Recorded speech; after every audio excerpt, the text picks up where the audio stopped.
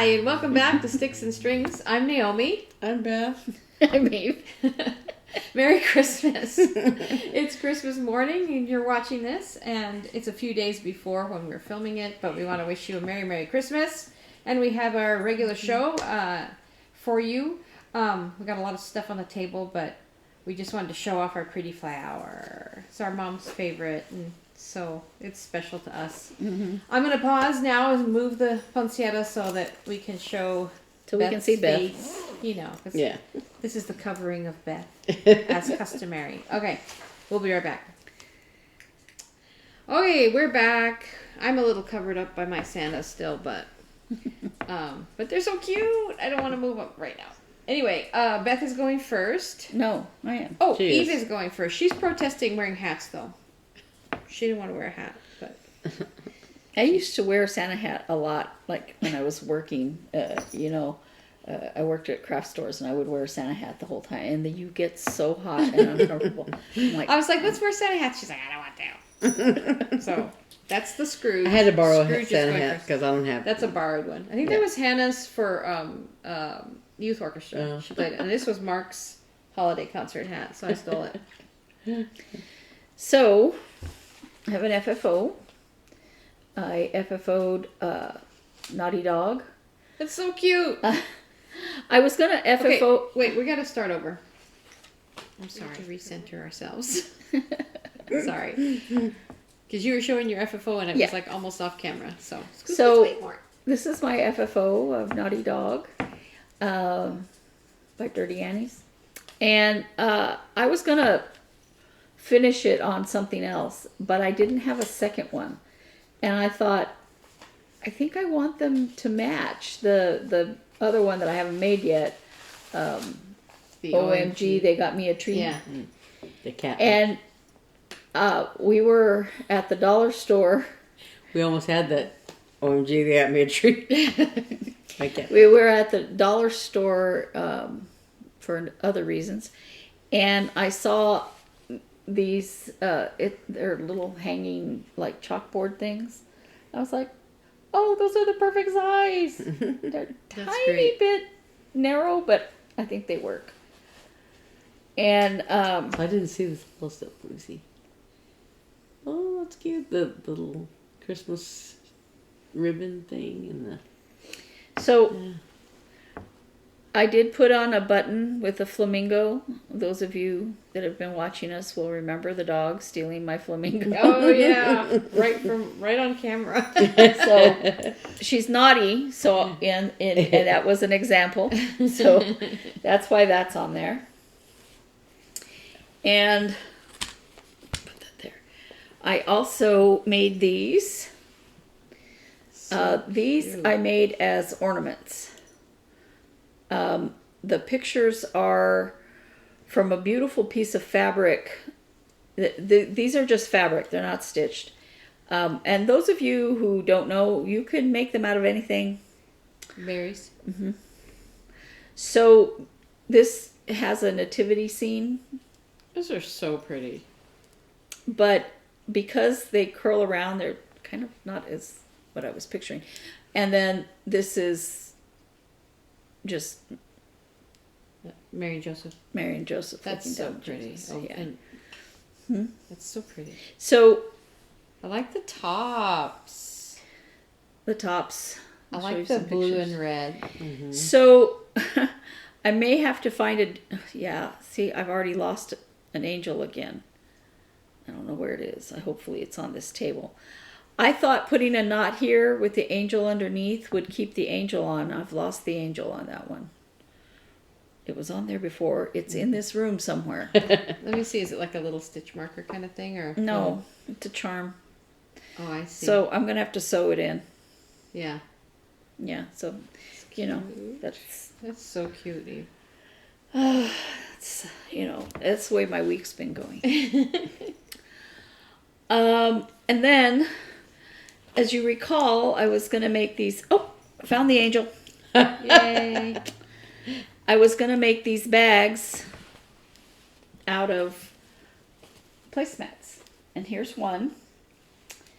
Now, they're supposed to be, the corners here are supposed to be boxed.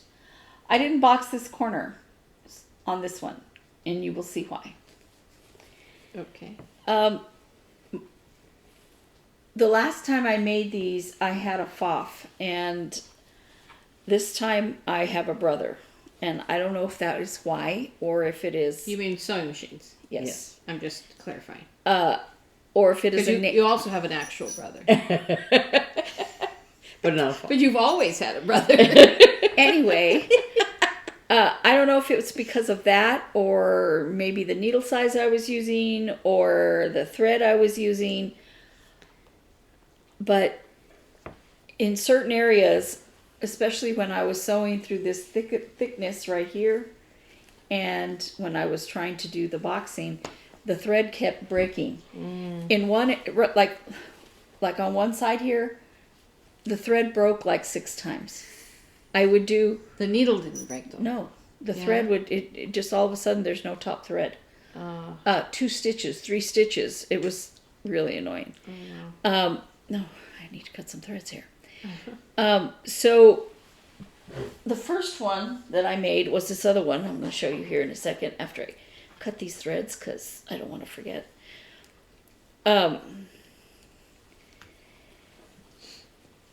Was a disaster because I boxed the corners, but because I was concentrating on what the thread was doing, and I think that's why it happened. I don't know. Now, at first glance, this is beautiful, right?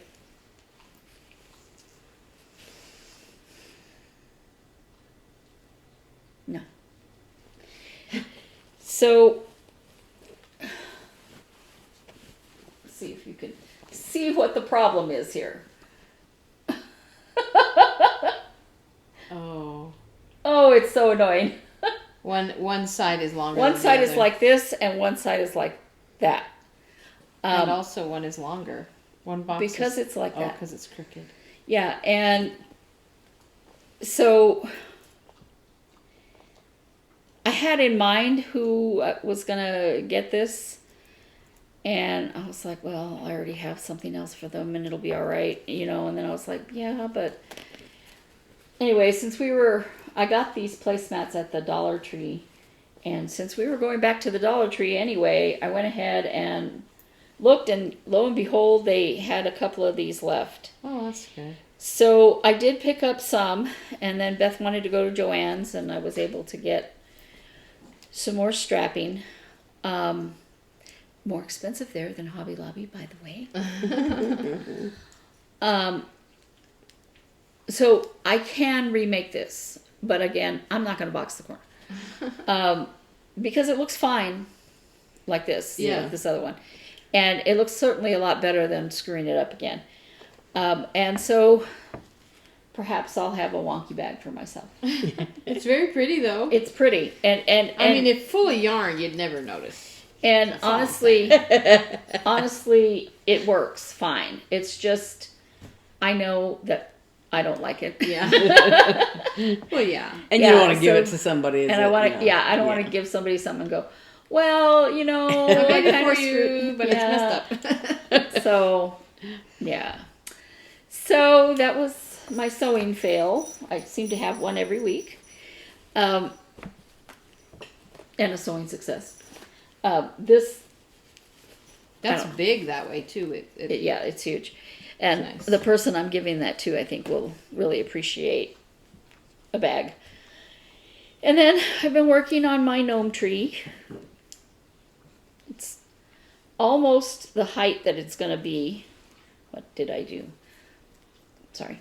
It's almost the height that it's going to be. I have like a few more rows here, and then it's going to have the bottom. And then I make all the branches. And I can't work on it for very long at a time because since it's one of these type of crochet hook, the little ones, it hurts my hand to grip it. It's not like I'm going like this, but you have to grip it, and it's so little that... And that cotton probably is not stretchy at all. No, so not at all. Fight with it a little. So that's the non-cross stitch stuff. Today I'm going to be working. I have not worked on this since you saw it last week, but well, I've been busy. I'm going to be working on winter reindeer. The picture from last week is what it is right now. So I'm going to take another picture of whatever I managed to get done today. We'll see if I get anything done. It'll probably be a mistake and need to be ripped out, because that's what happens when I'm doing this. I started on my I Hear the Bells hands-on design. That's so pretty. I see you got very far on it. I did. As I said, I'm doing this. The drum. The drum. If I had done this, it would have been done very quickly. But I want to try a drum. And I decided it's not 2 pages, but the pattern is in 2 sections. And so I was going to just go along and do the stuff on the top, and then I decided, you know what, I'm just going to do half and then go to the other half. It'd be easier. So this is where I am. Nice. I have in an I. I have in an H. No bells yet. That looks pretty though. Yeah, so this part says... Oh, yeah, that's really pretty. I hear, and I think the beginning of the. Uh-huh. And I love these little yellow... Like pine cones with it? No, I think they're... Well, maybe. I don't know, but that little pop of color up there is so pretty. Can I see the design?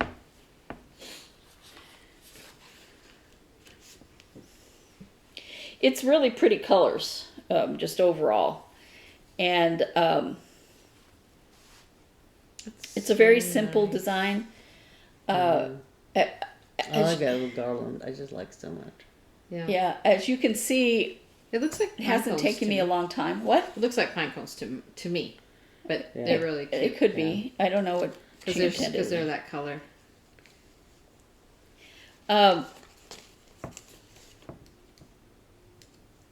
It works up pretty quickly. I have not put tons of time into this, but I feel like when I'm done for the day, I'm like, oh, look at all the stuff I got done. Yeah. In the I'm evening, just looking at the dog. I'm sorry. Just making sure she's not. yeah, I don't chewing want her to anything. eat my snowman or my Santa Claus. Yeah, that's why I keep looking at her. You know how I had the flamingo back there? Well, right now I have a snowman that I've had since Robert was little. I have a Santa Claus that I've had 30 years, 40 years, a long time. Not 40 years, maybe 30. I think I bought it when I came back from Florida. Mm-hmm. When I was working at the craft store. Yeah. She's being a good dog. Yeah. And then She says that was being good. All right, honey. Good girl. other stuffies. And, you know, my son has, from when he was young, he has girl. 2 You're a good bears girl. from Build-A-Bear. And if you guys that are familiar with Build-A-Bear, they put clothes on them. And I used to buy all kinds of clothes. So they have Christmas clothes, they have Easter clothes, and I dress them in the proper clothes still. You know, he likes seeing them, but, you know, he doesn't. Anyway. Well, the other day I caught him holding them while he was playing video games. Because they were on the chair that he wanted to sit on. And they're in another chair now with a couple of other Christmas bears that don't change clothes. And a Christmas Snoopy. I don't know. But the dog has been like, those bears are in my chair. Okay, I didn't mean to tell a story, but... What? I could chew those bears. And then I've gotten quite a bit of work done on Nativity Berry, Erica Michaels. And I haven't said what I'm working on. This is blue fabric flare, as is this. This is the Ooh. 16 count. You've gotten far in that. Yeah. And this hands-on design I'm doing on 32 count ice at Murano Correa. Now, on the Nativity Berry, I finished fixing Joseph, and I am at, Nice. yeah, I'm at the point now where I need to put in this other angel, and there's 2 snowflakes on the other side of the angel. So, getting close. If I concentrate between now and Christmas, it might be done by Christmas, but it won't be FFO'd. It does not take that long to FFO, but So yours doesn't have any animals, so it's really almost I told done. you I didn't Yeah. have any animals, yeah. It doesn't take very long to FFO them. The thing that takes the longest to do is deciding what you're going to do here, you know. And I went really simple here. And I'm thinking, and I like the simplicity of it. I think it's beautiful. I'm thinking something simple like that, but I kind of want to put a star, you know. I don't have any yellow. So I might have to go hunting for supplies. So I'm getting really close there. I'm thinking by New Year's I might be able. What Yeah, she has? fine. One of the animals. No, worse. So I was right to be watching the dog because I hear Tooth her marks. get kind of sneaky and This I is see her jump off the couch with something in her mouth, and I come over and she's got Beth's pillow that Yeah. she stitched last year. and I never give her stuffed toys because she shreds them in minutes, and I am taking a big chances having anything stuffed anywhere near her, but But at least I caught her. I was like, wait, stop. Okay, sorry. I'm thinking that maybe by New Year's it'll be done, and maybe FFO'd if I can find the supplies that I'm wanting. There is a star on the top of this one. It doesn't show the top of it, and I don't like these stitches that are there, so I won't be doing that. I like the way these white pins here look on this. But they have some gold ones there. I don't know if I can find gold on the little one. Anyway, I may wait to FFO it. I don't have a lot of the felts that I've bought that I have for the top, the felted wools. I've purchased from an Etsy seller, Ruby Mountain something, who does fantastic work. And I was thinking yesterday, I really should get another pack of this winterberry stuff because I might be using a lot of this. Because I have that one to FFO, which would lend itself to winterberries, right? And I have the winterberries to FFO, and I use some of that to FFO those. And don't be fooled, you're going to be FFOing her berry. Oh, yeah, I know that. Otherwise, you'll never see it again. So I'm thinking probably should buy another set of the winterberry stuff. But I don't know. And then you will see a picture here of what this is supposed to look like. This is The Greatest Story by myself. I am much further along on the purple ornament. And then there'll be the green one over here. Nice. Wow. The angels are singing. They don't have their gold yet, so it's kind of hard to tell where they are.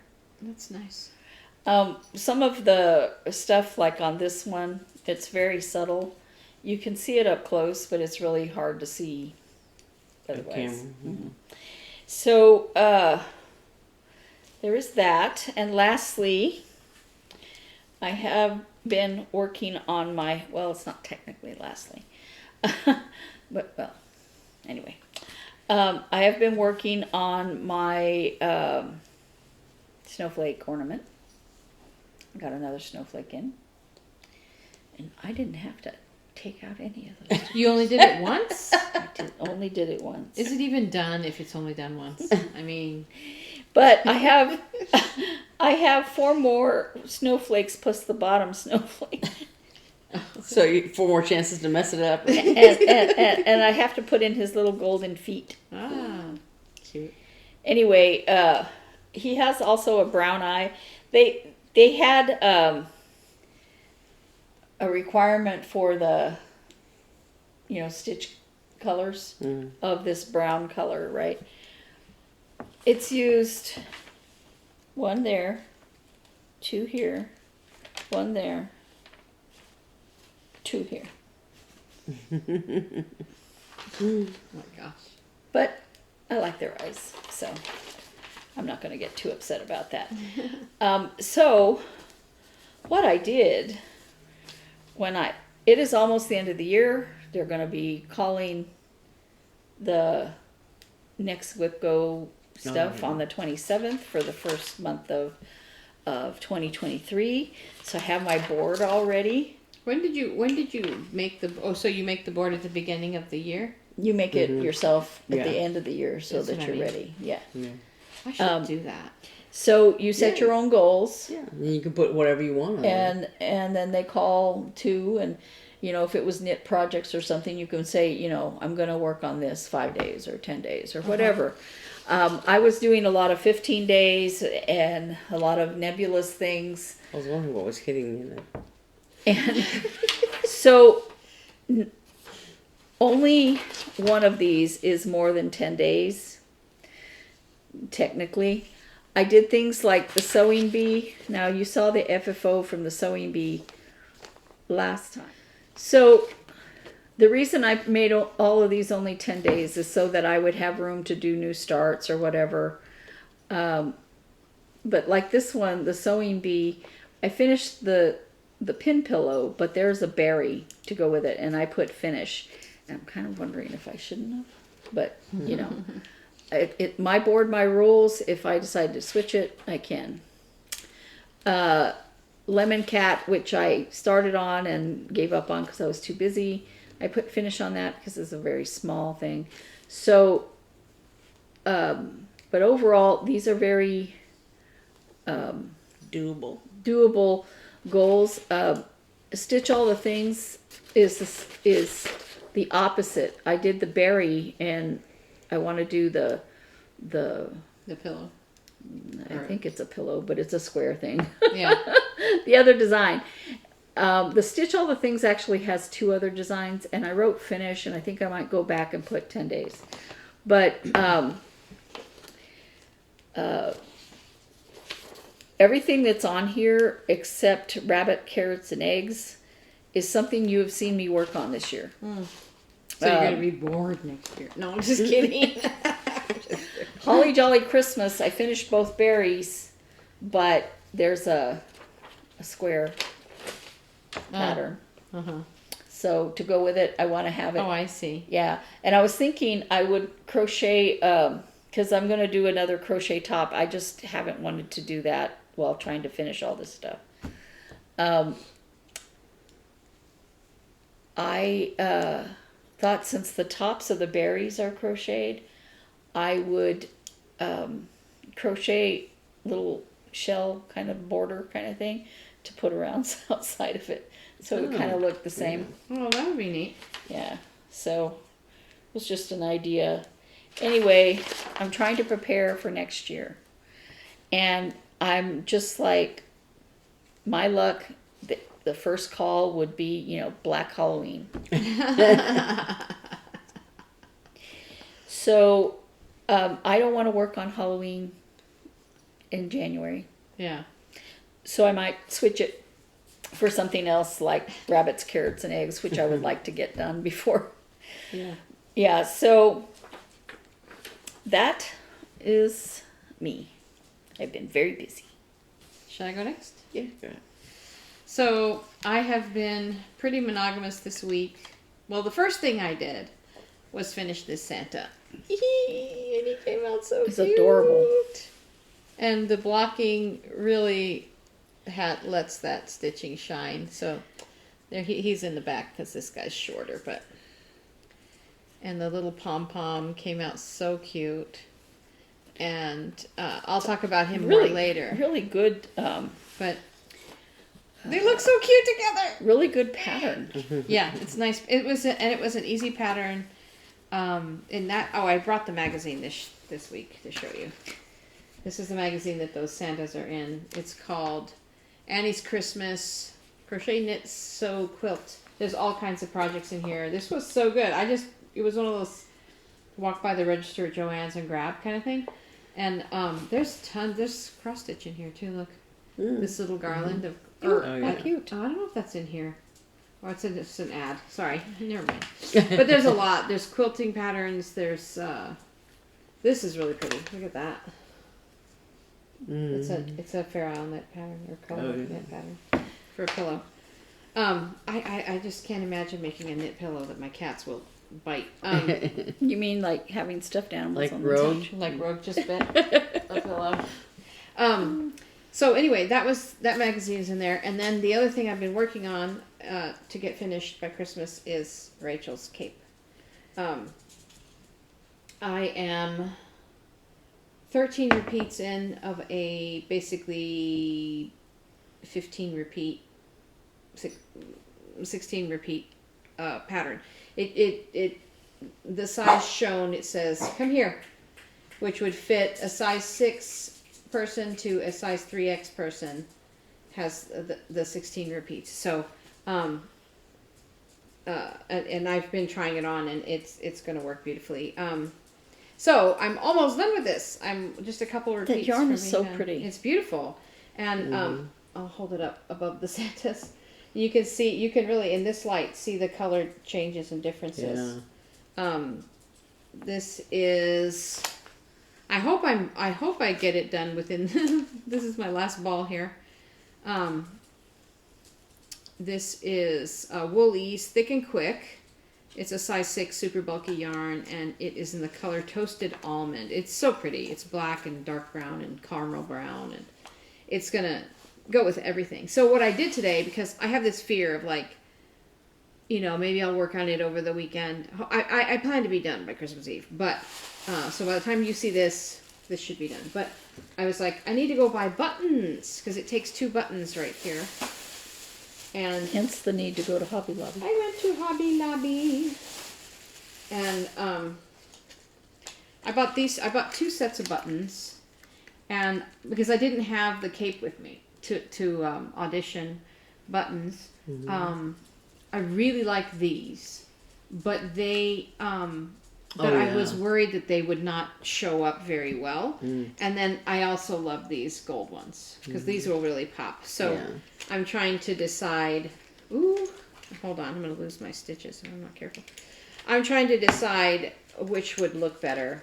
So I went ahead and bought both. I think, and then I snagged it. I think the gold are going to really pop much better. But I love this.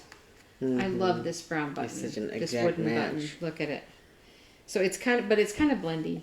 So I didn't know if blendy would be better than. So I'm going to take them off the paper and really audition them. Because I think I really think the gold would look best. And I think knowing Rachel, I think she would really like. I think she'd like both of them. But I think that this gold filigree is more her jam, I think. Well, not only that, but just trying to put them on, it'd be easier, to find. And these are button.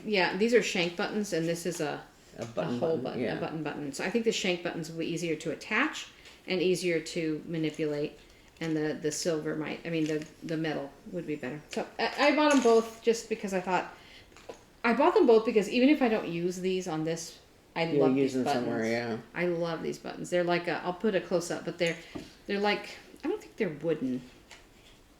They're probably plastic, but they're wood look, and they have a carving in them. And then these gold ones, these metal ones, have a gold finish, and they're so pretty. This is they're machine washable and dry cleanable. These are hand wash only. So, But this cape will be machine washable, so Yeah. I might not want to put a hand wash button on there. So that's what I bought. But also, I was in a hurry because I had to take my son to work, but I was also like, ooh, I want to walk through Hobby Lobby. But I found these because I'm going to be making cookies today. Yeah. And I found these cookie cutters, a truck and a tree. Aren't those cute? I was still, they're very cute. I was still thinking about baking more stuff, and I'm like, I don't know if I can. I don't know if I can do it. I've got 2 days. Well, the rest of today, while I'm waiting for Hannah's delayed flight to come in, and then tomorrow, Friday, I'm off. Eli's off. I don't have to go anywhere. I do have to go get eggs in the morning, and that'd be fun. Hannah and Eli will go with me. But that's Depends on what time she gets in as to whether or not she's true. going to So want she's to open her eyes. You're supposed to get in today? She's supposed to get in tonight. Her flight's supposed to land. It was supposed to land at 7. Then we were looking at 8, and she says it keeps getting delayed. I haven't looked recently, but so she's coming in tonight. I'm gonna have to feed her some kind of Mexican food as requirement, and then we'll. But so tomorrow I have to go get eggs, but then I have a whole day.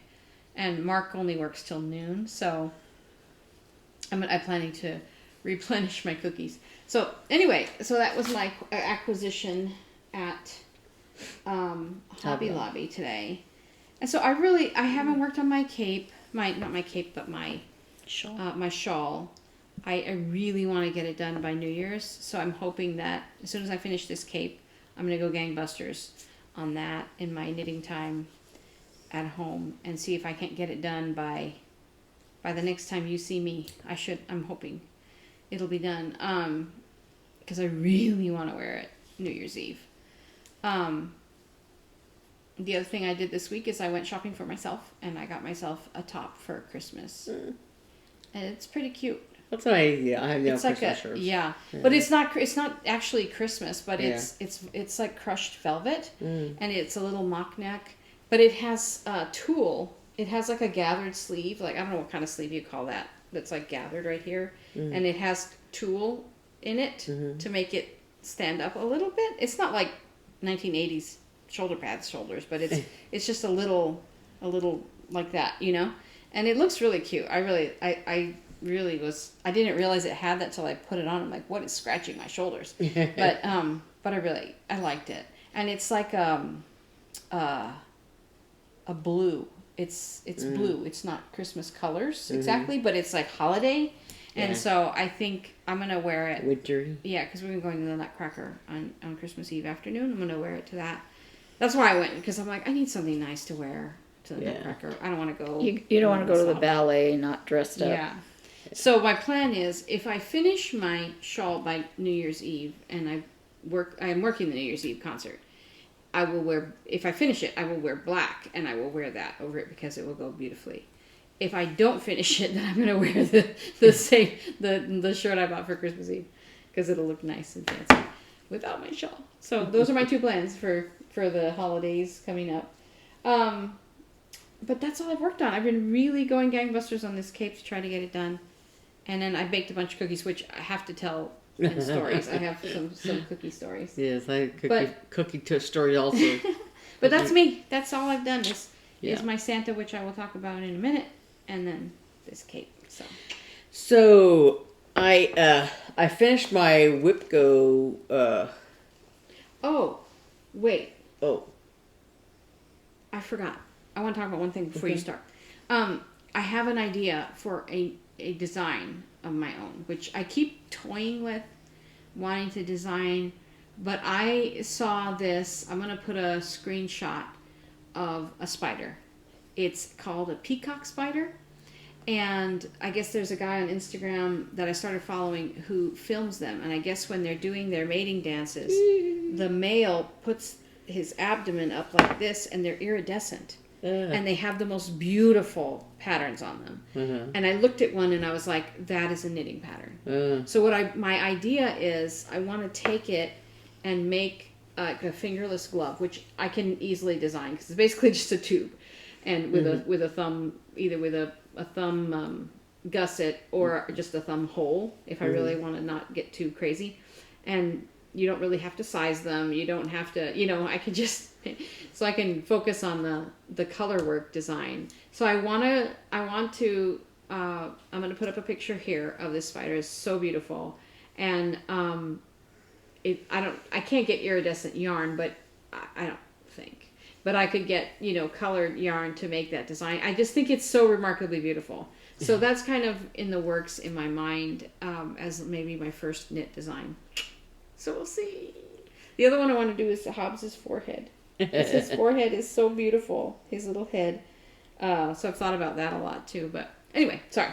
Yeah. That was my other idea I wanted to share. Okay, I'm done.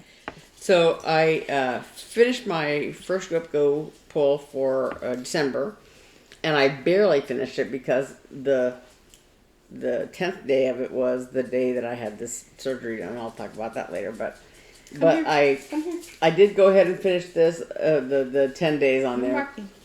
So I worked on finishing up little bits of the white and blue and stuff that I had left out. There were some isolated white stitches, and then all the blue in this snow over here.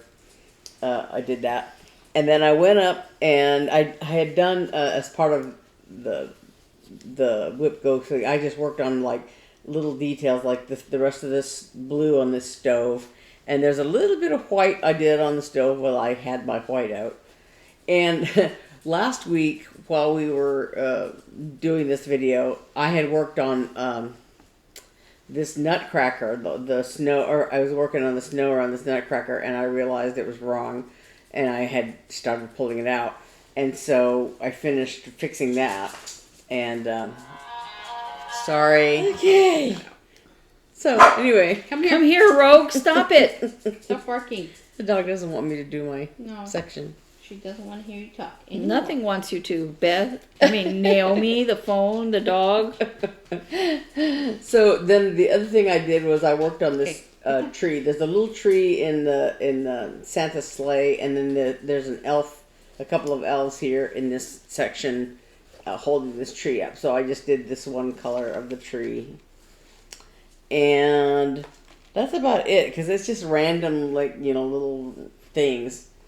And so I did the green and the tablecloth. I finished it, so I'll show a picture of it more close up. But so I just worked on a little bit of this, and it has a lot of stitching. So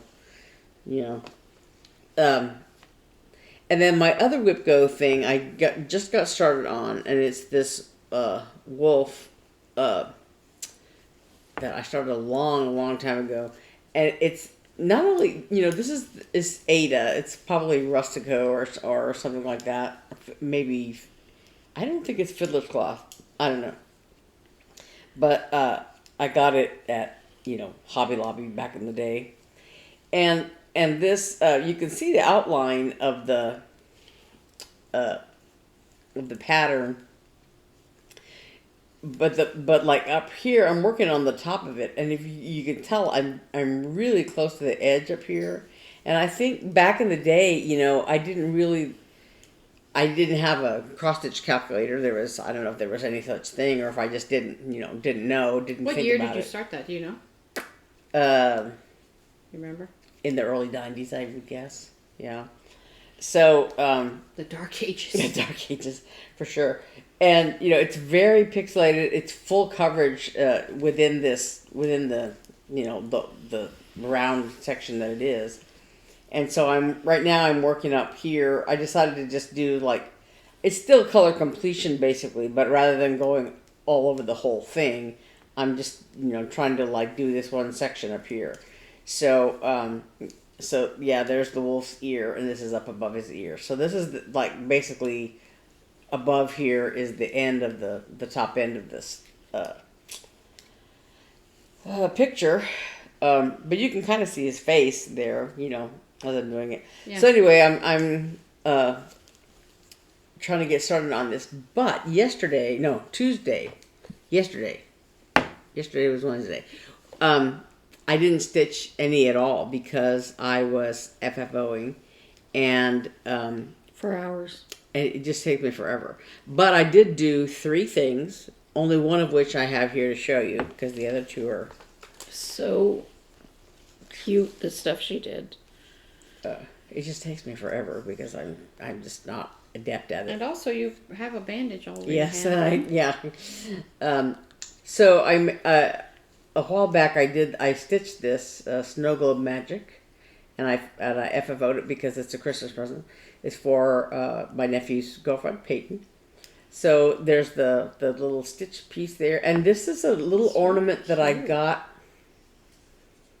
at Hobby Lobby, I think, and it was just a wooden kind of a. I didn't bring one here to show you, but it's. Can I see? Yeah, it's just white, a distressed white front, and the back is just an MDF. It's not finished on the back, and so I just used the one of Eve's templates to cut the circle out of just cardboard.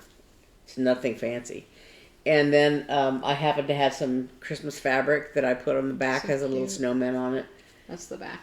And then it's nice because the back is as cute as the front, so if it's hanging, yeah, both sides can. And I was a little concerned because the back of this, where the hanger is like not finished. It's just like the twine is stapled in there. It's nice. But so I put I used this twine. I got some red, white, and green twine at like Michael's or something, or Michael's or Hobby Lobby. They both had it. I think at Hobby Lobby I got a spool of red, and at Michael's they had a spool of red and a spool of red, white, and green, and whatever. So so between the two of them I had all these colors. So this spool happened to be red, white, and green. So I was a little concerned because the circle that I cut out as I was wrapping the fabric around the circle, it was kind of, is a little uneven, and it was just a hair too small for this ornament. It was, and so I made the little border with the twine, and then on the sides, I have some like natural colored ribbon that has like a little tree printed on it. And so my first thought was to put the ribbon around the edges, but it was actually too wide, and it kind of stuck out and like made a big weird shadow on the ornament. So I decided to double this twine, and so it came out pretty good. I think it's great. Yeah, you can't really tell. Like I said, the twine is covering a multitude of sins, where the fabric is kind of uneven, and then I put little bows up here to sort of just help cover up that weirdness on the thing. So it's and so from the front where the stitching is, it's really cute, and on the back, like I said, that bow helps cover up some of that unfinished stuff, and it's cute. This little snowman. It says joy on there. That's so cute. Yeah. So that's gonna go in one of my bags, and I think that's all that I've done because I was having this done, so I didn't do much. Like I said, I didn't do. I was gonna try to do some stitching last night, but I was trying to put away all my FFO junk, and she went to bed after 2:00. Yeah, and I wanted to do the stocking stuffers that we have, so I could make sure that I had everything for everybody. And so by the time I finished it, I thought, well, I'll go and I could put a few stitches in. I was like, yeah, no, I fell asleep playing. It's not Wordle, but it's the other version. There's Wordly and Wordle. Yeah. So it's the other one that I have. But I was like, it was really hard, and I was like kind of stumped. And the next thing I knew, it was like it's a few hours later. And Don't you hate it when you're like playing a game and you're on your bed, and all of a sudden your phone goes? Yes, I kept dropping the tablet. I kept dropping it on Snug because Snug was sleeping beside me, and I kept boinking. He's like, I was sitting. It was part of. Are you done? Yeah. I think part of my story is I was baking cookies, and my feet were killing me, and I decided to sit down for a little while. So of course, if I sit in my chair with my feet up, Hobbs comes. So he's laying kind of in between my legs, And I was looking at my phone and I kept falling asleep and I dropped it and it would land right on his legs and he goes, oh. I'm like, I'm sorry. Then I did it again. He looked at me. But he made a little sound just like that. Well, when I doze off and I've got my phone or my tablet there, and the cats are like sticking their paws on it like this. All of a sudden, it's lighting up because somebody's got their nose touching the screen or their paw touching the screen. Yeah. So Beth made a family favorite sour cream sugar cookies I had a cookie for fail. our Christmas. It wasn't really a fail. The Well, dough tasted good. It was just so incredibly sticky, and I think I figured out why. Mm-hmm. We are more humid now than we've been in a while. Maybe. And that affects dough because, like, that's why when you're making pie dough, you don't know how much water it's going to take. It depends on the ambient humidity in the air. Maybe. Because she got really frustrated. She finished what she was going to make for our Christmas party, but she had doubled the recipe. Yeah, because I And wanted to make I something for also the party. wondered if you lost something track here. of how much, because I always lose track of how many cups of but flour. I think she did when it I right. made it, well, I can tell. When I made it, I was like, "This is impossible." But I put in probably another, like when I pulled it out of the bowl, I just added probably another quarter cup of flour, and it worked. Well, But I wanted to say before we start on stories, because I have lots of stories, and everyone does. Mm-hmm. We have to draw for our prizes. oh, yeah. You guys have been waiting all this time. I didn't forget you. So, the 3 prizes are... Where are the bags? Under my pile of... They're ready to go into the crapalanche. So, our 3 prizes are these 3 Santas, and I don't know if you've been able to look at these here. I did make 2 of these fabric ornaments. So there's one here and one on that reindeer right there. So it's got a green ribbon. So that's 1 prize. These 3 Santas. So this one has his little face and his curly hair and his robe. And these have just a paper cone inside. Easy to make. I just taped 2 pieces of paper together, made a square, and then made a cone. The garbage truck is about to come by. Oh no, the dog's gonna bark again. And here's this little guy with his face and his curly hair and his bobble buttons and his stripy hat. And then this guy with his little face and the color work robe, which I am in love with. Look at that. It came out good. And his little pom-pom. The pom-pom is a story in itself. So, these 3 guys and the 2 fabric ornaments. So that's my prize. And then Beth's is... I have this pattern, and I have all the... called... We have a picture. Christmas delivery. Yeah. And I have all the call for threads, which are all DMC, and a pair of scissors. So there's a pair of scissors. And this project bag, because I thought, I don't want it in the little cheapy plastic bag I had it in.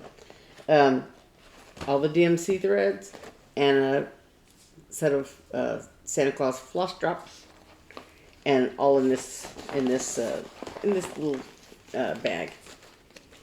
So that's prize. Yeah. And mine are these 2 bags. 2 project bags. So cute. So all of you have entered by saying one of our keywords, which is Santa, delivery, or bags, and many of you did all 3. Mm-hmm. And I assume you kept good track. Okay, so we're going to draw for Santa first. Yes. Roulette wheel. And You checked last week's yes. today? Yes. Okay. And the winner is...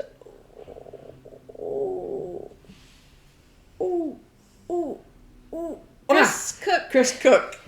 Chris Cook, Congratulations, Chris. You'll be You getting won. the 3 Santas and the 2 fabric ornaments.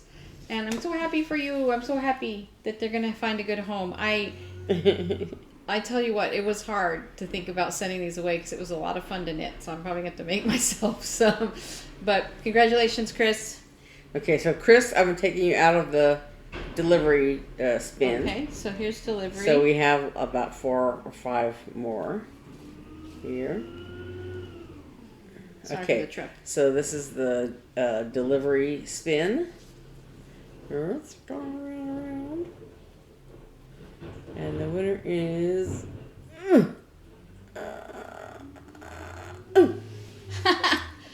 Vicky Vasquez. You get the delivery Congratulations, Vicky. Yes. cross stitch package or prize. Okay. And Nice. Now let me take Her it out of the bag. bag one. Hang on 1 second. You have 2 to take out of Yeah, that. Chris Cook and Yeah, Vicky. yeah. If she was in it. And Vicky Vasquez. Okay, so now we have about 4 in this bunch. Okay, and this going around, around, around.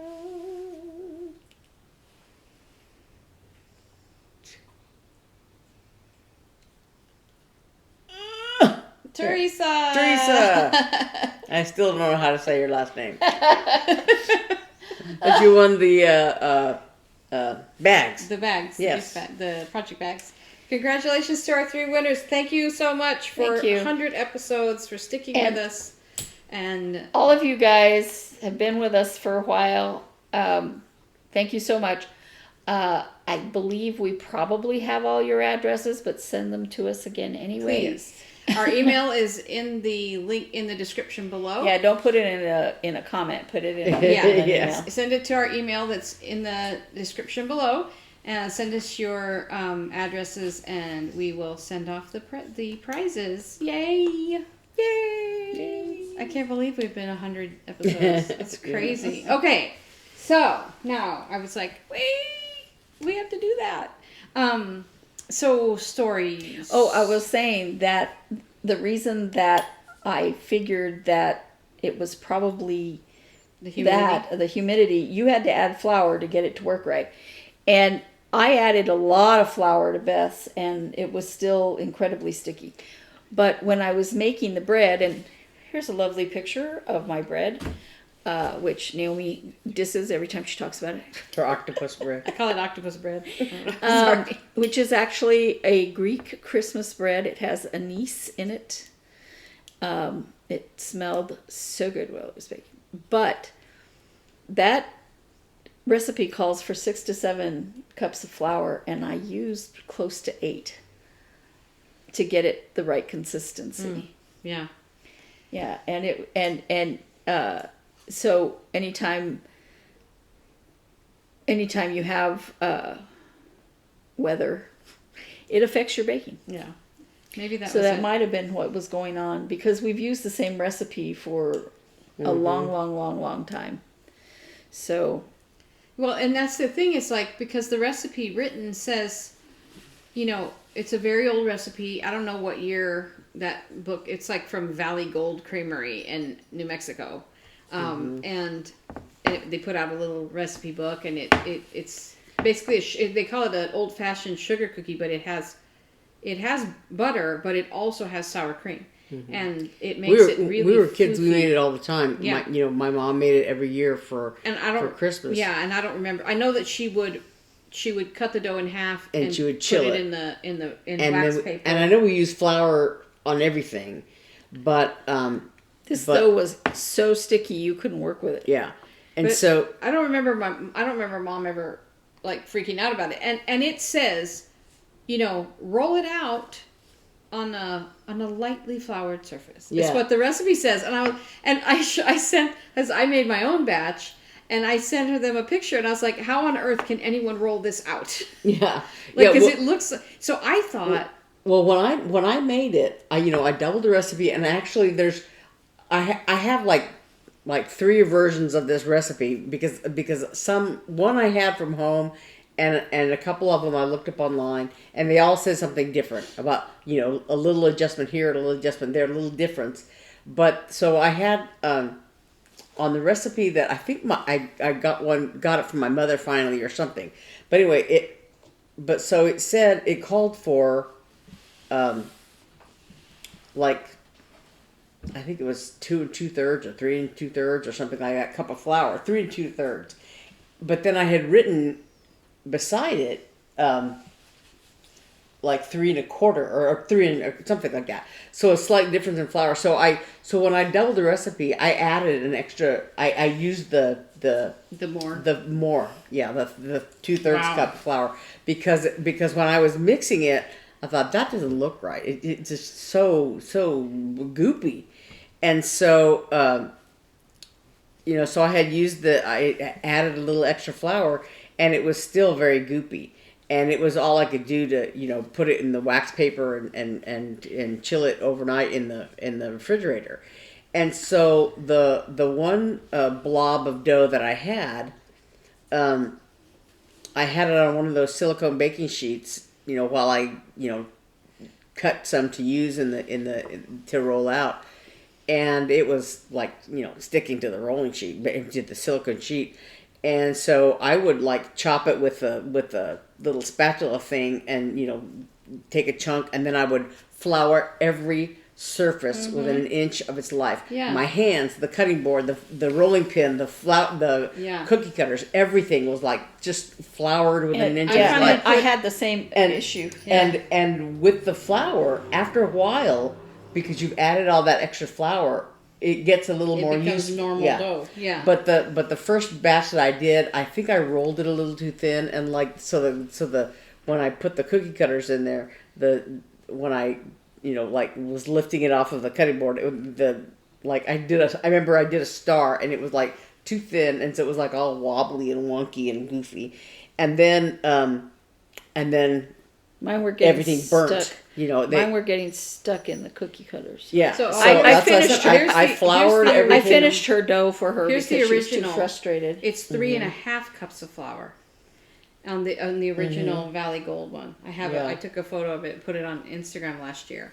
It's 3 1/2 cups of flour, and 1 1/2 cups sugar, and 1 1/4 cup of butter, and then a full cup of sour cream. Yeah. And Yeah. Mom wrote on it to halve it, to try to make only half of it. She did all the math. That's cute, but yeah. So So it was. so what I did is I put, because I didn't want to muck up my flour. I put flour in a bowl, and then when I was done, to get it out, for the cutting board and all this stuff. When I was done, I have a really nice a container set that I got, and it came with 2 shakers, 2 little containers like this that have a shaker top. So I put that bowl of flour in that little shaker top. So when I make them, I'm going to make another batch today or tomorrow, and I can use that to flour everything. Yeah. Well, what I did was I took I just had a bowl here at the house, and I just put a couple of I think maybe a cup of flour or 2 cups of flour in there to use because what I would do is when I would use the cookie cutters, then I would toss them in that bowl, and they would just get more flour on them. Yeah. And so after a while, after the first or second round of cutting in putting in that flour bowl, then they had enough flour on them that it was okay, and the dough itself had a little more flour, and it was okay. But it was it's very hard to work with, and then the further along I got, I was like, I am so over this. So I just okay, wanna quit. So one of the cookies that I make every year is a spritz cookie, and it's just butter, flour, sugar, vanilla, egg. Or does it even have an egg? I think it does. Yeah, it has 1 egg, but and I put it in a cookie press and boop, boop, boop, boop, and they come out perfect. And I love them. Everyone loves them. And so I thought to myself, that dough is so sticky, because the whole thing with the cookie press, when I was learning how to use it umpteen years ago, it said, it has to be an ungreased cookie sheet, and you have to use the largest egg you can find, because it needs to be sticky. Because when you put the cookie press down, you have to, you click the little trigger and it extrudes the cookie, and then you have to lift the cookie press up so the cookie has to stick. I can't find the thread pack. Oh, I don't know where it is. Okay. no, it's okay. The cookie dough has to stick to the tray, So I thought, okay, if it's extra sticky and goopy, maybe that sour cream cookie recipe will work in a cookie press. I thought it's gonna stick to that cookie press. I said exercise caution. Well, I know, but so I thought, well, because the principles are, it's a very sticky dough. It sticks to everything. Mm-hmm. So I made sure I had very clean, sticky cookie trays. And I tried it on parchment and I tried it on the cookie tray, but I think because of the sour cream, even though it is a sticky dough, it's not the same kind of sticky. And it was actually, it just gooped all over the place. Yeah. Maybe if I had stiffened it first with more flour, it would have stuck. Yeah. I don't know. But I was like, fine. And I rolled it out and did it. But all that, they were delicious. It's a wonderful cookie. It's always delicious. I love it. It has nutmeg in it, and I love the way it tastes. Mm-hmm. Yeah, I finished those for her, and then I made bread and I made Rocky Road. So, Eve, you told me, you texted me, you said, I finished the rest of Beth's cookies. And what I read was that you had eaten the rest of Beth's cookies. And I was like, okay. Boy, she meant all the she cookies, finished cooking. we all the cookies that I made, we kept we decided, well, maybe it's cooking too long because we had been using the oven earlier. Eve had been using the oven earlier, and even though the cookie recipe called for a hotter oven than her things that she had been cooking, the oven had been on all day long, and so we thought, well, maybe that's it's. I was making pumpkin cake, and so finally by the last batch or so that we put in the oven. We had knocked off because it says 10 minutes, and then we went to 9 minutes, and it was still kind of they weren't exactly burnt, but they were blackened on the bottom and kind of brown looking, and not instead of white like they usually are, and so finally we went to 8 minutes, and the last batch seemed to be good, but still it was just really difficult. And I've made this, I have, what came up in my memories was the first year Christmas that I was here, I made them. And they looked beautiful. Yeah. And they came out beautiful. And I think I made them in Little Rock, too. So, so I know, it's the only cookie I know how to make. It's not but it was just it just, came out really awful. I wanted to make cookies for my friends at work, and I had in mind to make I made my spritz cookies, and I made one batch, and Mark took some to a friend of his, and we had the rest at home, and they were like, can we have some? And I was like, I guess, okay, and then all of a sudden they were all gone. And so I was like, I need to make another batch. So I made another batch of that. I used to be intimidated by that recipe, but now it's my fastest one. It's just boom. And then, so I made more of those. I made the best chocolate chip cookie in the world, supposedly. It's a tasty.com if you want the recipe. It's bread flour, all-purpose flour, white sugar, brown sugar, butter, of course. I think it's 1 egg and 1 egg yolk. Not 2 eggs. 1 egg and 1 egg yolk. 1 egg plus 1 egg yolk. It's semi-sweet chocolate chips and a super dark chocolate bar that you chop up. So do 2 different kinds of chocolate, and espresso powder and salt, and it is so good. They are so good, and they came out good this time. So I made those, and then I made the sour cream cookies.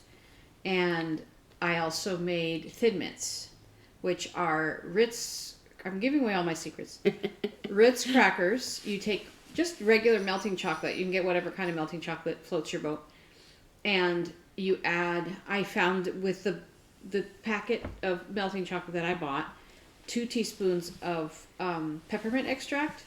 So you melt the chocolate and you put in the peppermint extract, and then you dip the Ritz cracker in the chocolate, and then then put them on wax paper, and you can put them into the fridge to harden them quickly. And so they're minty and chocolatey and salty, and they are so good. So and then I also, one of the recipes that my mom talked about was cake cookies made from a cake mix.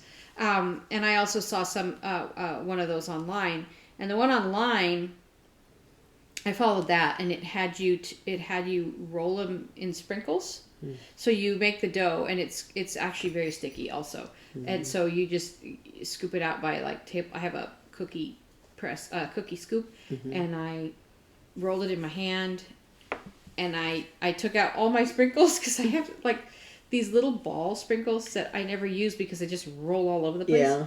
Yeah. So I put those in a bowl and I used those, and they came out really good. They're very sweet. So I use those as kind of like filler cookies.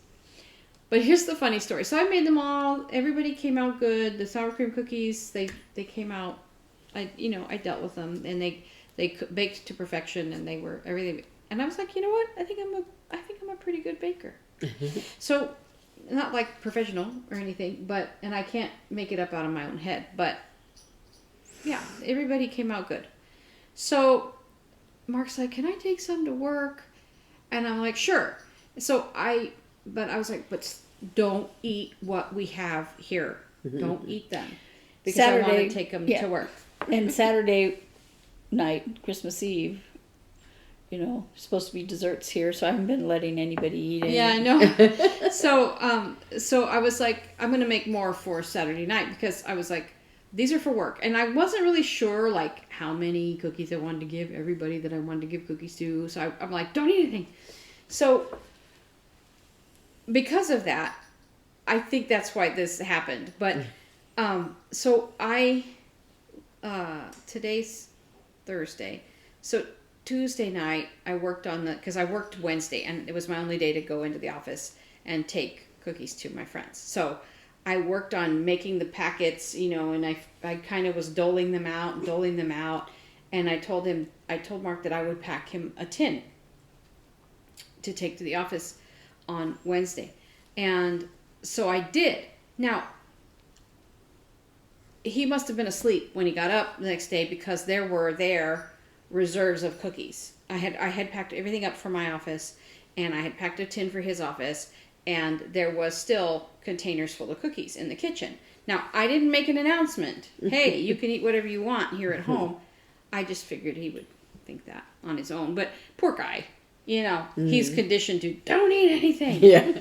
So that's for the party, So this is what happened yesterday. He took this tin with him to work, and he said, I was kind of in a bad mood. And as I was driving in, or when I got to the parking lot, I looked in the tin of cookies, and I was like, these are really good looking cookies. I'm not taking them in. And he ate one like on the way in, and he ate one on the way home. And I was like, are you kidding me? When he told me, he's like, it's kind of bad, but I didn't take them in because I was like, I don't want to eat these cookies. I'm like, there are extra cookies. Look, in the kitchen, you can go eat any of those. I made that for your office. And like, if I'd have known, because I was up late. I was up late in my own fault. It wasn't his fault. But I was like, I was up till 2, making all these packets of cookies and made your 10. And he's like, I'm sorry. I'm like, look, there's all these cookies for you to eat here at the house. Because I think he thought, if these are the last of the cookies for Christmas, I don't want to give them to the office. So I was like, no. Look, you can have all those there, and I'm going to make more in the next 2 days. So I repacked it, and I sent him with it today. And he told me, I set out my tin and sent an email, and everybody's happy. Well, I had to do everything. I had to think through everything that I had to do before Monday because I thought, I don't know what kind of condition I'm going to be in or when my hand is going to be. I'm just interrupting to say I'm going to step over here and figure out where my threads are. Oh, okay. Keep talking. Talk amongst yourselves. But so, because that's why I made the cookies when I did because I thought we were having A women's dessert party, ministry. women's ministry party on Friday, and then and so I had to do that, and I had to do I wanted to wrap presents and all that, because of my hand. I didn't know if I'd be able to use it, and it's a good thing I did what I did, because because of this dressing on it. It's it's really hard to do anything. And I still can't, it's really hard to wash my hand, because I can use like my fingertips, and I'm not supposed to get this wet, Yeah. And so my hands are dried out like a piece of paper, because I can't put, slather them with lotion like I would normally do or whatever. I'm like going, trying to put them on there. But, How does it feel though? Does it hurt? it doesn't really hurt. If I move it kind of funny, or if I, you don't think about the movements that you do, but certain ones kind of hurt. I can feel it, pulling, and I'm like, there's stitches in there, but I'm not pulling them out. But like when I first had it done, they did a nerve block, and that's a story unto itself. So I go to the outpatient place, and we've gone back and forth with as we were filling out all the paperwork and doing all the stuff beforehand, before I even got there, about whether or not it was supposed to be in the hospital or outpatient. Because I thought I remembered the doctor saying they would do it in the hospital. But then when they called me and were setting it up and everything, it was all outpatient stuff. And so I was like, I was thinking, I thought the doctor said... And so I was talking to the lady that called me about all the pre-op stuff, about what medications are you taking, and blah, blah, blah. And so I told her I wasn't sure whether or not I was supposed to be Come in here, there. baby. Come here, Rope. And they had called me, I think, already with the outpatient location. But that's what I was talking about, that how they didn't give me the date or whatever. They give you the time. But yeah, the time.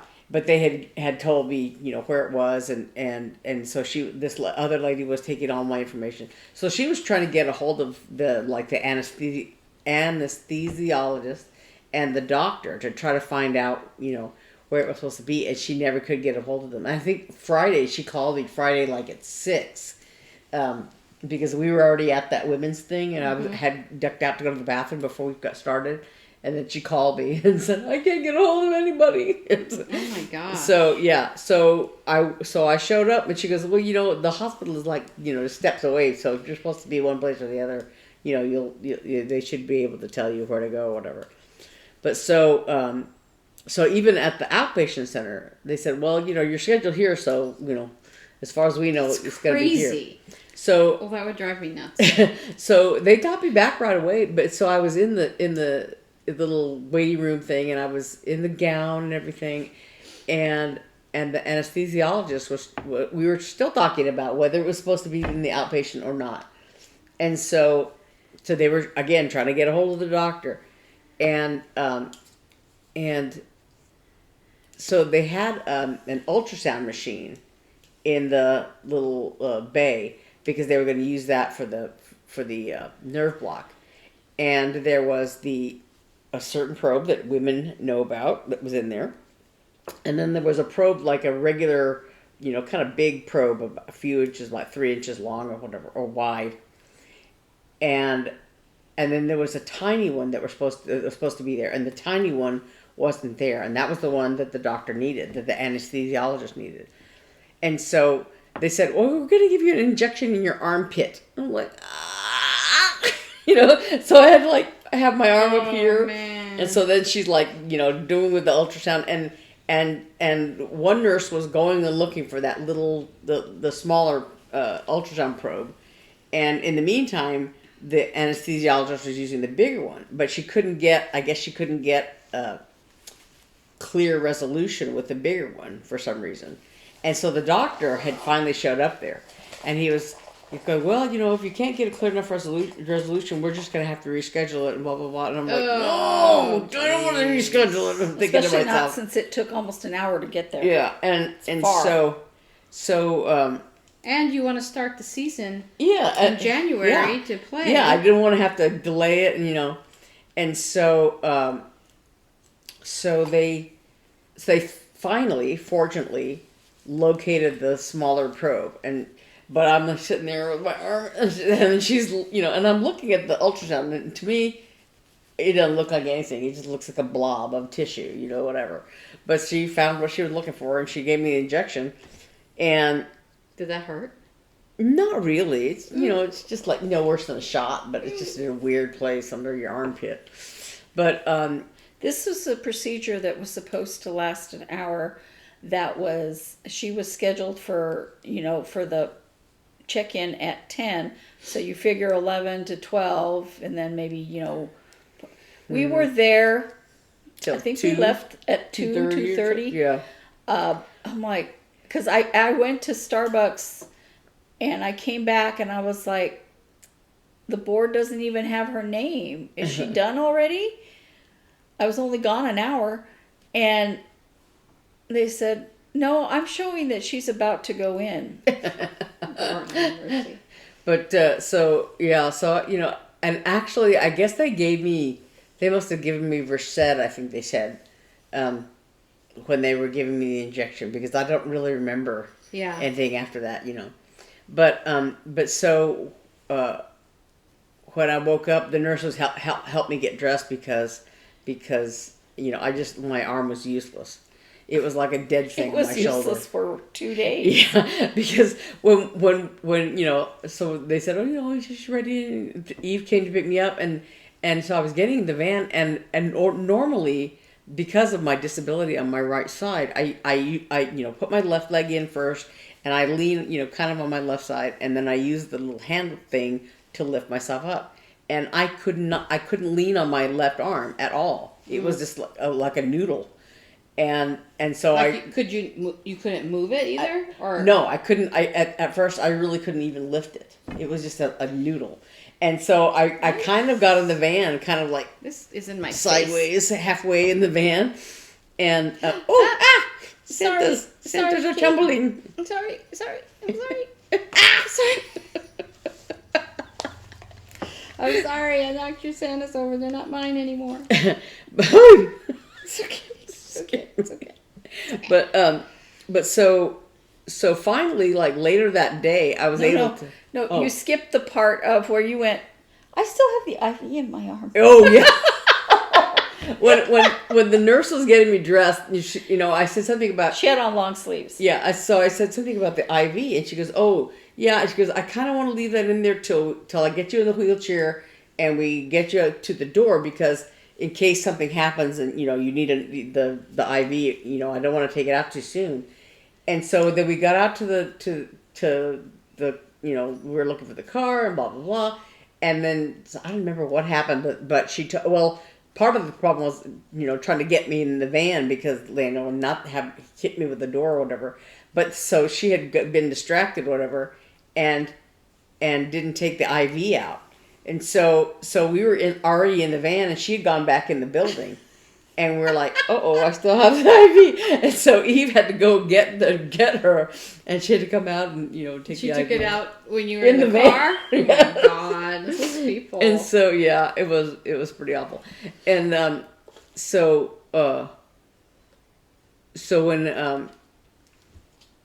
after a while, I guess I could lift my arm up like this. And so I was thinking, okay, if I lean my elbow, I can't use my lower hand, but if I lean my elbow on something, it should be okay. And so I think I was in the bathroom, and I tried to lean my elbow on the wall, and my arm just collapsed, and I almost fell over. It was just it was the weirdest, horrible feeling. It's like as if my arm wasn't even there. Wow. And so it took probably till, I was trying to eat lunch at I was sitting in my little recliner chair, and I had my food on the what do you call it? TV tray. And so I was trying to eat, and I just kept dripping all over myself because I couldn't, ordinarily with a hamburger or whatever, like from McDonald's, they're kind of greasy and drippy or whatever. And so ordinarily I would hold the box up under my chin, so the hamburger, doesn't, but I couldn't do that, of course. And so I was trying so to. you had a couple days of taste of what Eli's like. Yes, I know. That's what I kept thinking of. But poor Eli has to do this all the time. Like because I could only use one hand in the bathroom, and I couldn't wash this hand with and just awful. And I think I didn't brush my teeth either Tuesday night because I couldn't even open the I was just like, it's too much trouble. I'm just gonna have rotten teeth for tonight. But he puts the toothbrush on the counter, gets the toothpaste, and then puts it on. This is in my face, and it's bothering me. Sorry, I'm moving your Santas. He puts the toothbrush on the counter, and then puts the toothpaste on. Sometimes I guess he'll hold it down with one hand and stuff like that. But yeah, he figures it all out. Yeah, but, I know. Yeah. I thought, how does he do deodorant? I know he does he goes like that with one hand, and then, but and so I was just like, Yeah, fortunately I didn't have to go anywhere, so I was like in my pajamas. He doesn't have to put on a bra. Yeah, that's true. That was one thing I thought. When I was he puts a belt on. Yeah, with one hand. When I was getting dressed to go to the hospital, I remember I was trying to put my bra on, and I thought, why am I even doing it? Because I was having trouble. I was like. It was not hooking right or something, and I was like getting frustrated. And I thought, why am I even doing it? Because I'm gonna have to take it off for the surgery, and then I'm not gonna be wearing it home, obviously. Yeah, how are you gonna put it back on? Yeah. And so I had, but it's the instructions say to wear a button-up shirt, which is I'm glad I did, but the nurse, because the nurse helped me button it. But it was like, I couldn't. Yeah, because you can't put your arms through. Yeah. And I had to find an old pair of shoes of mine because the ones I have now kind of take two hands to put on. You have to pull them on because of the way they fit on the ankle. And so I had to find my old shoes that I can just, Yeah. put you on. need those. I sent you that. I know. Ad I for saw those that. They're shoes so expensive. where you put them in and you pop your heel in. Yeah. Yeah, I thought about that because I thought that was really good. But yeah, so and actually I could stitch those. Monday night I stitched a little bit because I could kind of wedge the hoop, like this, and then just doing it. But yeah, so. You said you had stories. Oh, I do. So. Okay. Oh wait. Oh, before I forget again, I had a story from last week. Oh, okay. Yeah. So Beth and I went to In-N-Out, and I've always remarked how the birds just love In-N-Out. There's a little grassy area when you're waiting in drive-through, and it is always covered with birds. And sometimes there's water down there, and they take baths. I've watched them bathe in that water. It was at McDonald's. It was at McDonald's. Yeah. I'm sorry. So yeah. So. Anywhere they day have we were French at fries, McDonald's. they have birds. Yeah, and so that's what it says on my box. Today I'll be happier than a bird with a French fry. So we're always talking about the birds grabbing the French fries, right? So we pulled up at McDonald's. We went inside and ate, I think, and then came back out to the car. And I looked over, and there is a beautiful bird, and he's walking, and then he snatches a ranch dressing. The little box. And he's all happy with his ranch dressing. And Beth said he needs that for his French fries. Because he flew up on top of the building with this little thing of dressing. Look what I got! I got the fries, some dressing. His little beak inside the cup. Oh my god! Oh my goodness! Bird eating ranch dressing. Sorry. Oh, no, it's okay. I was going to tell you about this. Okay. So I have this $20 bill that actually I was Naomi had ordered some reeds for me, and I was like, oh yeah, I need to pay her for the reeds, and it was maybe $20-something. And so yesterday when Eve and I went to the dollar store, we were walking around and I was getting stuff, and this woman, she goes, oh, what happened to your hand? And I told her, oh, I had surgery, blah blah blah, and we're kind of joking about it, about Christmas and the surgery and blah blah blah. She goes, oh well, and she, happy holidays or whatever she said, Merry Christmas. And so we went on our way. And then later on I ran into her again, and she handed me this $20 bill. And I said, no, you don't have to do that. She goes, no, really, I want to. And, and So, it's $20 bill. Wow. That's nice. That's Yeah. like what happened to Eli this week. Oh, yeah? I didn't tell you guys. So, I can't use names, but okay, he used to live at a facility, right? That it was not like facility is the wrong name, but it's like assisted living for young people so they can become more independent. And we had him there. I've talked about that in the past. And we had him there for a year. And he moved out of there in the end of October. So he's been home for a month and whatever, almost 2 months. And he got a call from them that said, you have a package here. And from your aunt and uncle. And we're like, why? And we're like, the only aunt and uncle that would send him something that didn't know that he had left, maybe Mark's aunt and uncle in Maryland, maybe. But we're like, that's really weird. Like, why would they send it there? And that, do we not tell him that maybe we hadn't told them that they were moving out, or I don't know what. And so we're like, that's really weird, but okay. So after work yesterday, Eli and I went up there because it's nearby and to get the package. And so we go in, and the staff was so happy to see him and everything, and they're like, here it is. And they go, it wasn't addressed on the outside of the box to him, but the inside had 2 presents, and it said, Merry Christmas, we love you, we hope you have a great Christmas, your aunt blank and your uncle blank. Not names in our family. And we're like, and they were like, we had to open it because it was just addressed, the sticker said staff of the facility. We had to open it because we didn't know who it was for, and then you're the only Eli that's been there or ever has been. There's no other Eli, and we're going, these names are not familiar. We do not have these names in our family, and how, and I felt weird taking them because I was like, I don't think this is for us. I don't think this is for him, and the staff didn't recognize the names. Obviously, they think they're related to us. And we're like, this is very strange. And I said, well, they're like, he's the only Eli that's ever been here. And I said, well, I guess we'll take him. It's like, I didn't know what to do. And it was kind of weird. So we're like, okay, well. And so all the way home, I called my husband. And all the way into town, we're talking, brainstorming, trying to figure out who this could be or why this could be in existence. And it said your uncle and aunt, your aunt and your uncle.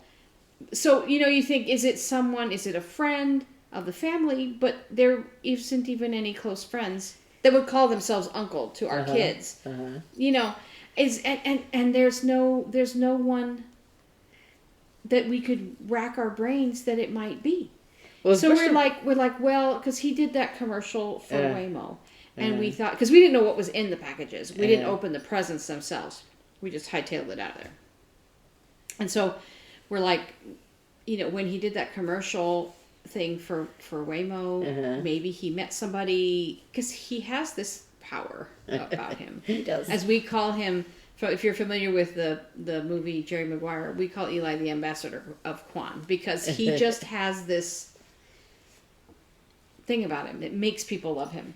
And so we're like, maybe you met somebody at your time there who doesn't know you left and, kind of fell in love with you and wanted to send you like a Secret Santa thing. But they signed their names, which we thought was weird, So we kept going on around. And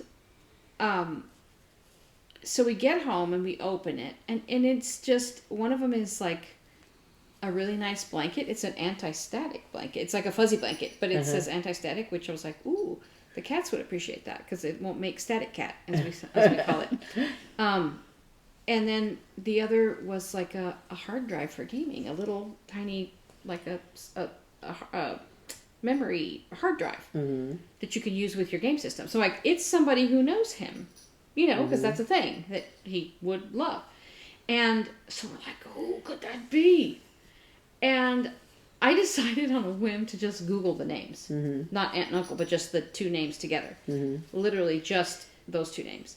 And it came up that it's somebody in the city who is like a benefactor of the organization over that facility. Oh, wow. So I think that maybe they just choose a kid every year. I have no idea. Oh, wow. Maybe they choose a kid every year and just bless him with a present. I was kind of thinking when you mentioned it. Because it was like a corporate gift. It was like corporately wrapped, like wrapped by Amazon or something like that with a typed card. You know, like they ordered it and typed out the message and some little elf wrapped it, you know, kind of thing. It wasn't done personally. At first, I was when you mentioned the gaming and all that stuff, I thought, well, maybe it's the parents or a friend or one of his That's friends. That's what I thought too. But if it had been that and those two names, I think the staff would have said, "Oh, maybe that's so and so's parents." Yeah. Or one of his friends would have said, "That's my parents." Yeah. You know. Yeah. So that's that's what I thought at first.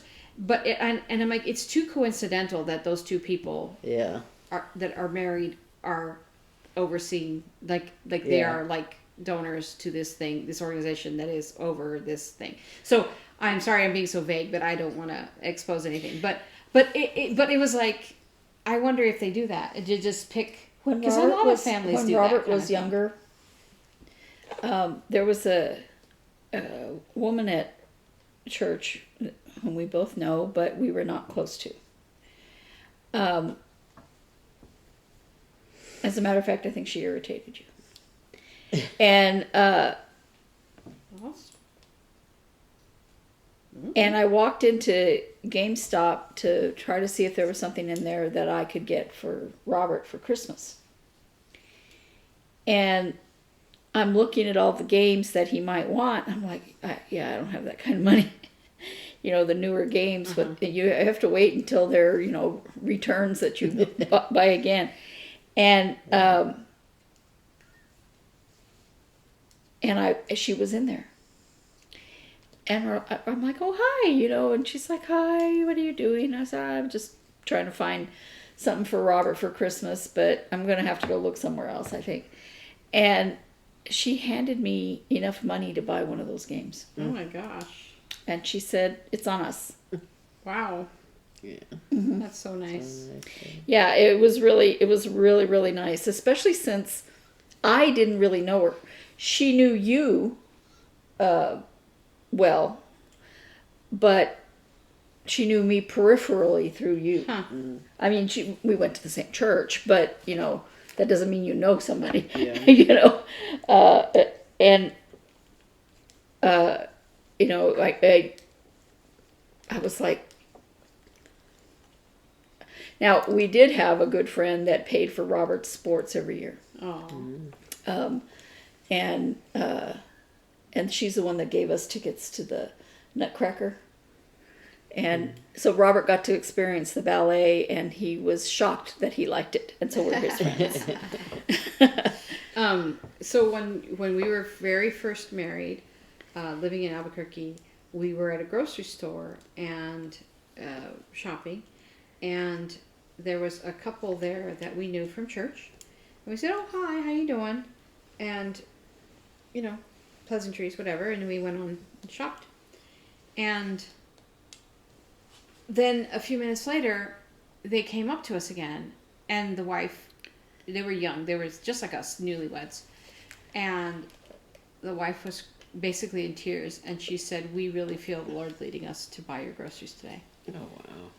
It was very humbling, and we accepted, but it was, and actually it was like one of those things like, oh, thank God, you know, like, you know, it was one of those kind of like, oh my gosh, this is kind of what we needed. Yeah. I have to tell you about Robert's kind car. of cool. Yeah. His car has been leaking. I have a little money saved over, and I told him, you better get that looked at before it becomes a bad thing. Mm-hmm. I said, but if it's over $1,000, we can't fix it. Yeah. Okay. They call me, and it's going to be $1,500 or so.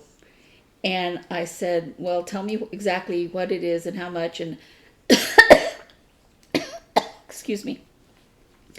And I was going to have 2 of the things repaired and the other one when we could. Mm-hmm. And that was the plan. And I approved the work, and it was going to be 8 something. And he called me the next morning because he said it was going to be done the next day, you know. He called me the next morning and he said, well, we had cleaned it up really well. And we come back in this morning and we're like, it's not what we thought it was. It's actually this. And you still need to replace that.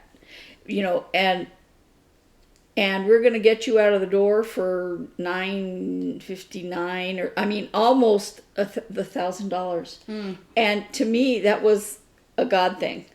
Because because you didn't have to. Because the you don't other have to go thing, back for something else. the other thing was a power steering pump, and it would have cost us $700 to do it separately. Yeah. So that's most of what that is, Yeah. right? And the other was just a belt, and but it, you know, a belt goes, you're stuck on the side of the road. Yeah. You know, but I was just like, that was all I decided I could spend. Mm-hmm. Because then we were like, if it's more than that, we might have to think about selling this car. Yeah. You know, and so it's interesting how people say there are no miracles in these days, and I don't believe that. Yeah. Yeah. Yeah. So. But that was a fun thing and unexpected and interesting and. Yeah. I you know, I want my inclination is to try to thank them, but I imagine that they do this not for that, you know. That's why they didn't Yeah. indicate who they were, really. Yeah. So it's kind of interesting. But what was I going to say? Oh, I have a couple of other stories. Oh, I got yelled at last weekend. So, I worked Messiah performances with the symphony and the Phoenix Symphony Chorus, and we worked. They performed them in different churches around the valley, and Thursday night was at this really nice venue. Nothing remarkable happened. It was pretty nice. And then I didn't work Friday night because we went to that party. And then Saturday and Sunday we were at a church up in Scottsdale, and that church, it was so cold. So. Don't at me, all those of you who are now getting hit by Elliot. I'm so sorry. If any of you are in that store, I was looking at like the Midwest. I'm like, how do people live up there? Anyway, for us, it was cold because this church is like the entrance. It's built here, like when you approach it, it looks like a building, but then when you go in, it's like sunken down. So you have to go down into what I call a concrete bowl and enter the church there. And then it even slopes down further. So it must be like dug down in. It's a really beautiful place. But where you enter is literally surrounded by concrete on all sides. And the sun goes down away, over that way, not like on you. So before the sun even goes down, it starts to get really cold down there. And the box office, both times I've worked there, 2 different organizations, the box office table is outside. Mm-hmm. So it is no fun. And Is that when you sent us the thing going, I'm so cold? Yes. So Saturday night I did wear long johns, or as Mark taught me the Yiddish word, gatkes. He used to say, my mom used to yell, put on your gatkes. Anyway, so I did wear long johns. Yeah, I did wear long johns and 2 different 2 tops, layers, and the coat and everything. On Sunday afternoon, I didn't think it would be that cold, but they found a space heater for us. I wish they'd found the space heater Saturday night. But anyway, so on Saturday night there were 2 bathrooms in that building, and not very many stalls in the women's bathroom. And you know how that goes, right? There's a huge line. Mm-hmm. And because of the nature of the piece, for both the beginning and the second half, once it starts, we had to hold people who were either late or late coming back from the bathroom. Yeah. Until a particular movement, like the next time the chorus sings, so that it's a little bit louder, right? It's not soft and a soloist or whatever. So on Saturday night, we had to hold people that were, lagging from the bathroom. And nobody complained, everything was fine. But we were like, that was, it was bad because it was so many people. And also, they had this tiny little water cooler. Their water fountains that are attached to their piping weren't working. And they had this tiny little water cooler that didn't have I don't think it had it wasn't one of those with a 5-gallon bottle. It was just they filled it. Mm-hmm. And it ran out of water, and it ran out of cups, and everybody wanted water, and where can we get water? I'm like, I'm sorry, there's no water. I'm sorry. But so Saturday night we'd had this, and it was kind of chaotic. So on Sunday, I decided I'm not policing the water fountain. People can be grown-ups and figure it out on their own. But at the 10-minute mark, I walked all the way down. So Sunday also was live broadcast on the radio. So we were trying to be extra quiet and make sure everything went extra well.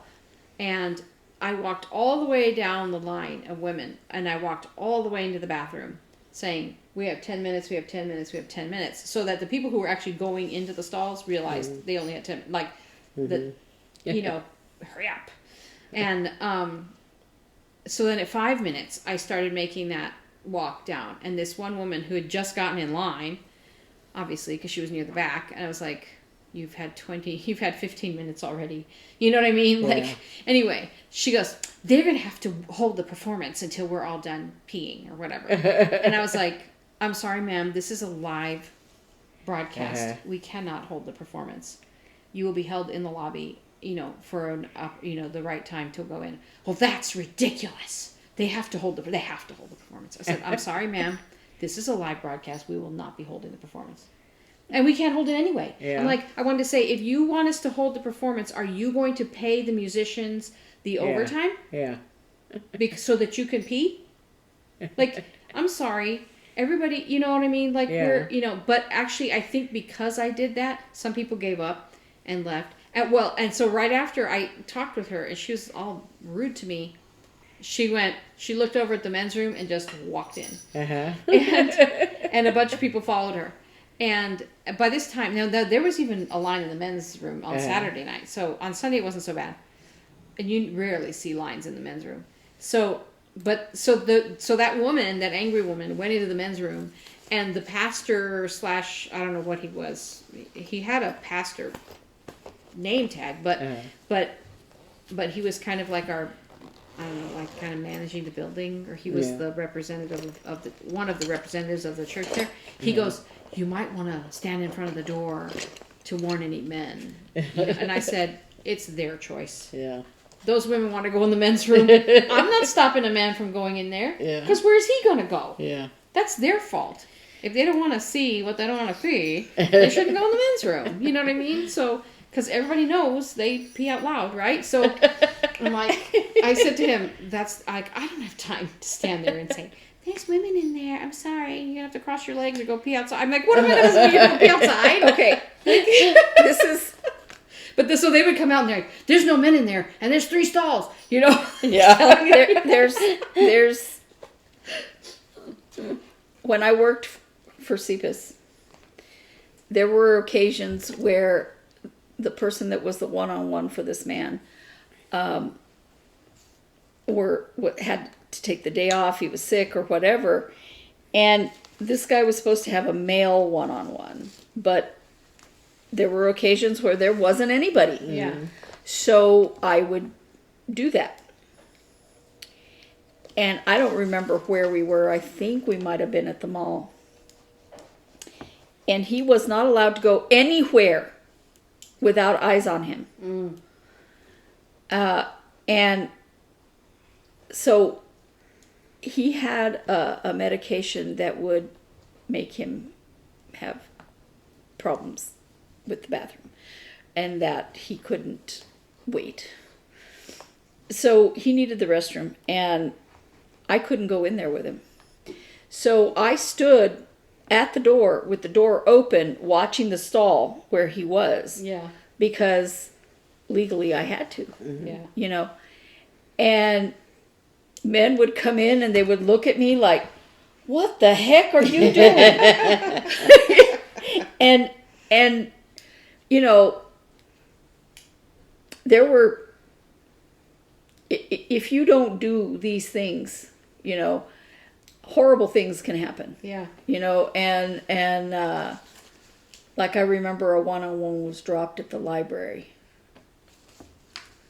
and the staff didn't stay with them, Oh no.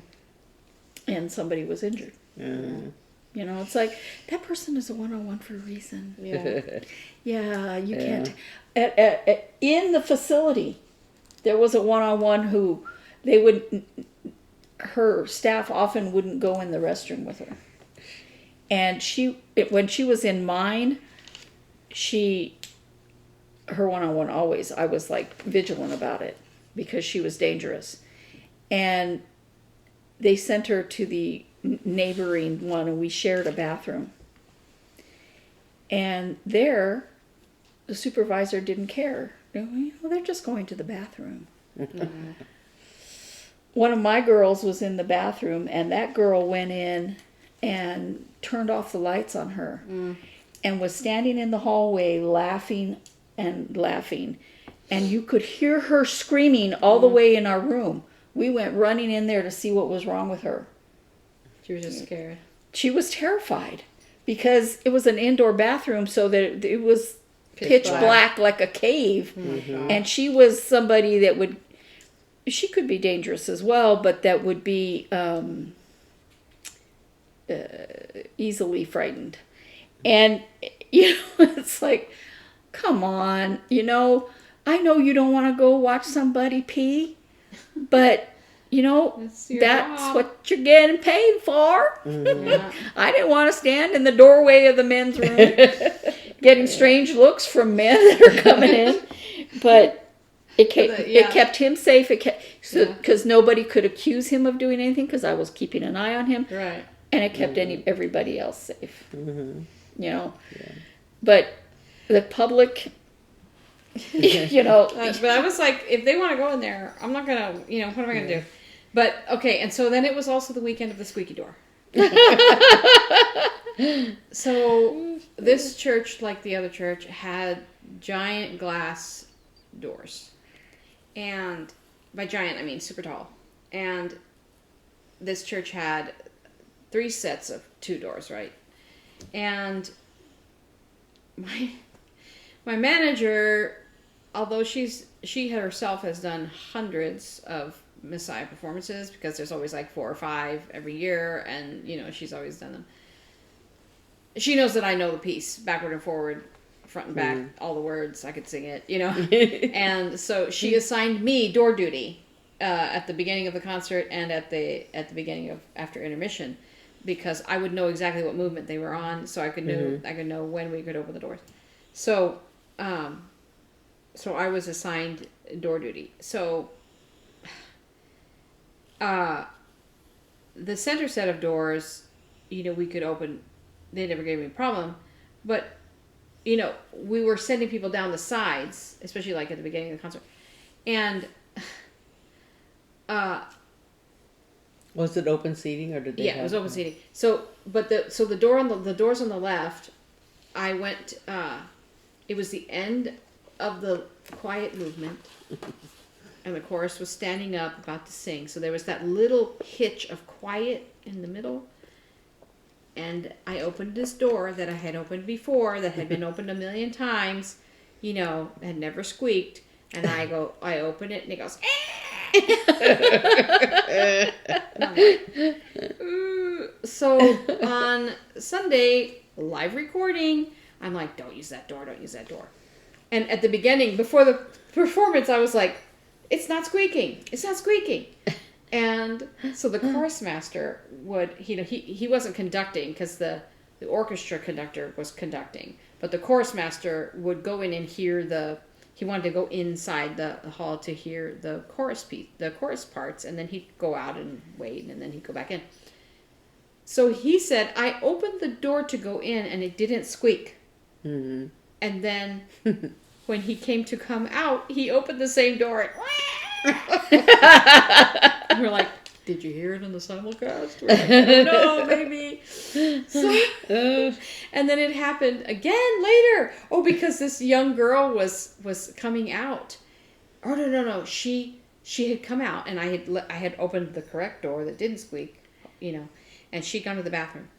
And we were just about to go home because it was after intermission. Everyone had been seated, and this one girl had gone out. And so my manager's like, all right, we can go. Because at the end, we just let everybody deal with whatever they're dealing with. And so we were about to go home, and I was like, I knew in my mind, there's that one little girl that was out that went to the bathroom. And so we were standing in the lobby. I was not near and she comes walking back, and I was like, oh, there's that girl. And I'm like from here probably to the camera, I'm like, not that door. And she opens it, and it goes, I'm like, and I think it was like a soloist part, and I'm just like, okay, I'm gonna clock out. I'm getting out of here. It wasn't me. I promise it wasn't me. Oh my gosh. Well, we better go. Yeah. It's already 4:00. Oh man. And I have to go home and start to think about how to feed my poor daughter, who says, I got a message from her while we were filming this, that she doesn't feel good. I hope she's not sick. And she wants soup, so I gotta go contrive a soup. And Does she have any more delays? no, I think it's 8:50 is what we're looking at. So I'm gonna go home, and I want to beat the boys home, and we still never put up lights, so I'm gonna try to put up lights right now. So I'm gonna go, but It's Merry like that Merry Christmas in the Christmas. Cranks I know. Your daughter's coming home. At the last minute. I don't know. It's just one of those things. But thank you for joining us. Thank you for 100 episodes. And we have And the winners. Make sure you contact us. email us with your contact information so we can send you. Oh, I'll put Santa back in the way. There he is. And we'll send. Oh, he's backwards. Look. Anyway, thanks for joining us. Merry Christmas.